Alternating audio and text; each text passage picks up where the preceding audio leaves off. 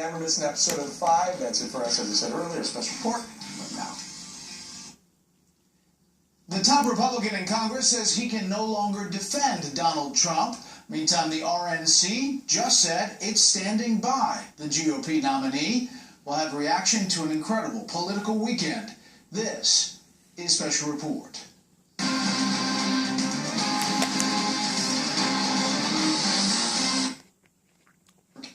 Or defend Republican nominee Donald Trump following one of the most extraordinary three-day periods in recent political history.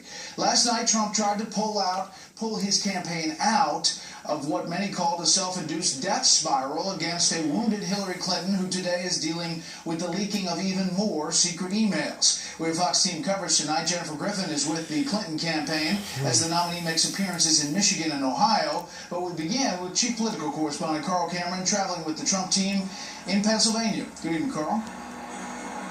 Hi, Brett. Well, we're a day after his combative debate performance, which was specifically designed to reassure Republicans that he can still beat Hillary Clinton. Donald Trump is claiming victory. And I will never stop fighting for you against the Washington establishment that has betrayed each and every one of you. Despite a stronger than anticipated debate performance, Trump has not put his Republican skeptics to rest. House Speaker Paul Ryan held a conference call with worried GOP congressmen today and said he will no longer defend Trump, and until the election, he'll focus entirely on protecting their majority. Trump lashed out on Twitter, quote, Paul Ryan should spend more time on balancing the budget, jobs, and illegal immigration, and not waste his time on fighting Republican nominee. Before last night's debate, Trump held a news conference with three women who've accused Bill Clinton of sexual misconduct. The Trump campaign paid for their travel. The fourth woman, Kathy Shelton, was raped when she was 12 years old. Her attacker was defended in court by Hillary Clinton, and he got off on a technicality. According to the Associated Press, Shelton was paid $2,500 in May by a pro-Trump super PAC run by Trump ally Roger Stone. Hillary Clinton systematically attacked and discredited the victims of Bill Clinton's sexual harassment and assault. And instead of trying to stop it, she made it possible for him to take advantage of even more women. She put even more women in harm's way.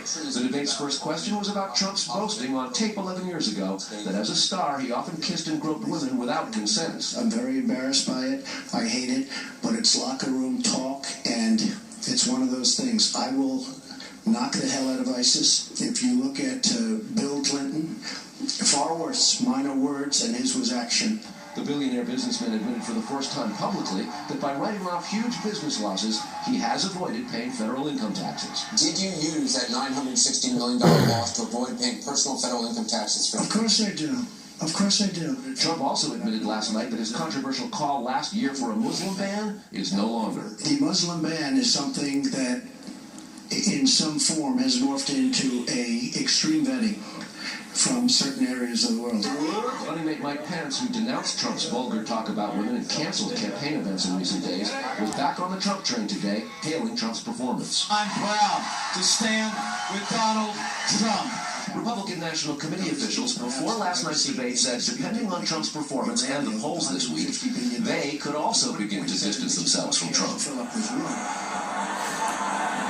And just a few moments ago, Reince Priebus, the chairman of the Republican National Committee, put out a statement saying that he and the RNC are standing with Donald Trump, notwithstanding some misgivings from fellow Republicans and within the RNC itself, Brett.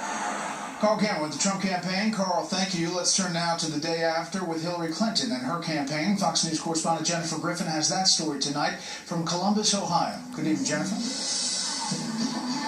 Good evening, Brett. The crowd here in Ohio is growing. Hillary Clinton expected to be here shortly. In Colorado, just moments ago, her running mate Tim Kaine made a joke on stage saying that Donald Trump is so obsessed with locking Hillary up that it reminded him of anti-democratic forces in Honduras and how they would deal with their political opponents. That's where he served as a missionary.